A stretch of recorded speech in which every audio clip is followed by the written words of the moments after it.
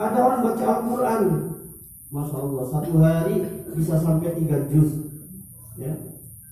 Kemudian besoknya lagi masih bisa, 2 hari, 3 hari masih bisa, 4 hari baru setan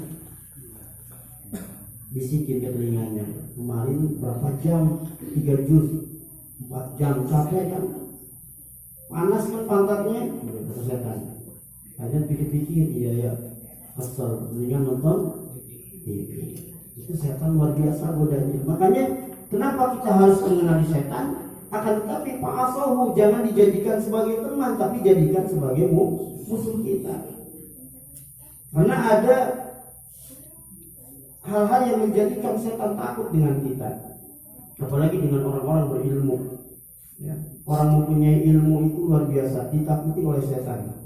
Setan lebih takut kepada ahli ilmu dibandingkan dengan ahli ibadah. Setan itu lebih takut kepada ahli ilmu dibandingkan dengan ahli ibadah. Maka satu saat ada Rasulullah akan memasuki masjid, dilihat ada setan lagi berdiri di pintu masjid. Kemudian setan tersebut memasukkan kepalanya ke pintu masjid, kemudian keluar lagi, lihat lagi ke dalam masjid, keluar lagi, dan ditanya oleh Rasulullah, setan lagi ngapain? Kata setan, saya ini mau goda orang yang lagi sholat di dalam masjid itu, tapi saya takut dengan orang yang lagi tidur di sebelahnya. Sampai Rasulullah tersenyum, setan, kau ini aneh. Orang lagi sholat itu lagi ingat kepada Allah, lagi ibadah. Kenapa engkau tidak takut? Sedangkan orang yang lagi tidur itu adalah orang yang lagi lalai, yang lupa kepada Allah. Tapi kenapa engkau lebih takut kepada orang yang lagi tidur dibandingkan dengan yang lagi sholat?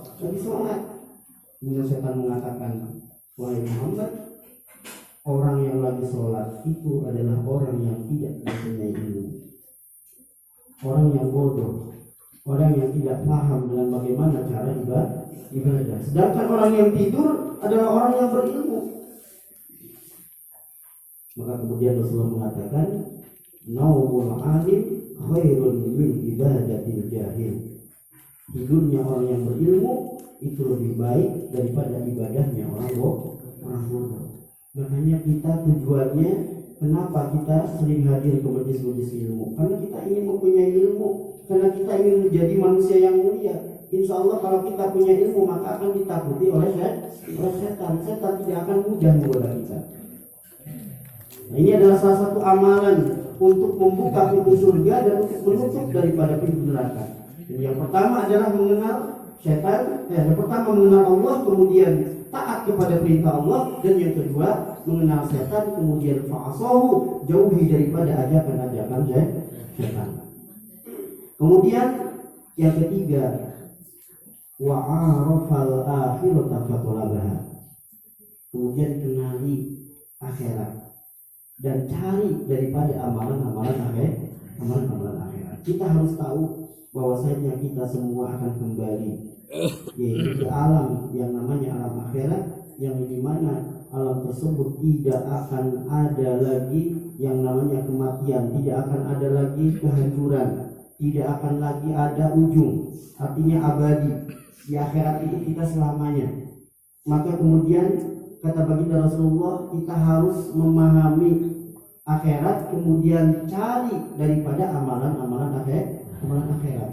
Apalagi sekarang kita masih berada di bulan yang mulia yang disebut Syahrul Zar'i, yaitu bulan di mana untuk kita menanam. Maka tanamlah daripada amalan-amalan kebaikan. Jadi di bulan ini kita perbanyak sholawat, perbanyak istighfar, kemudian perbanyak untuk sedekah, kemudian sholat-sholat sunnah, puasa-puasa sunnah, dan sebagainya. Mengenal daripada akhirat, kemudian memperbanyak daripada amalan-amalan akhirat. Karena perjalanan kita menuju akhirat itu sangat panjang sekali. Sehingga Sayyidina Ali karramallahu wajhah, dia pernah menyebutkan, jaddidi safinah fa innal bahra 'amikun. Persiapkan perahumu karena perjalanan menuju akhirat itu sangat luas. Karena samudra yang akan kita lewati itu sangat luar biasa. Maka kita harus mempersiapkan amalan kita, kita harus benar-benar siap untuk bekal kita. Kemudian kita harus mempersiapkan kendaraan kita untuk menuju kepada Allah Subhanahu wa ta'ala. Apa persiapan kita? Persiapan kita untuk menuju akhirat adalah amalan-amalan saleh. Wa tazawwadu fa inna khairaz zadi taqwa. Karena sebaik-baik persiapan yaitu adalah ketakwaan kita kepada Allah. Sebaik-baiknya bekal untuk kita menuju akhirat adalah ketakwaan kita kepada Allah Subhanahu wa ta'ala. Maka kita harus mengenali akhirat dan memperbanyak daripada amalan akhirat. Itu yang ketiga. Yang keempat, kata baginda Rasulullah SAW, wa 'arafa dunya farafadha. Cari, kenali daripada dunia, akan tetapi secukupnya saja. Maka kalau untuk urusan akhirat kita harus merasa kurang. Jangan pernah ada yang merasa cukup untuk urusan akhirat. Mentang-mentang sudah rajin duha, kemudian merasa cukup untuk bekal masuk surga. Mentang-mentang sudah rajin baca Al-Quran, kemudian merasa cukup untuk bekal masuk ke dalam surga. Mentang-mentang kita sudah bisa menjadi ahli sedekah, kemudian merasa cukup untuk menuju kepada Allah. Jangan. Untuk urusan akhirat kita harus merasa kurang dan kurang. Jangan pernah merasa cukup untuk urusan akhirat.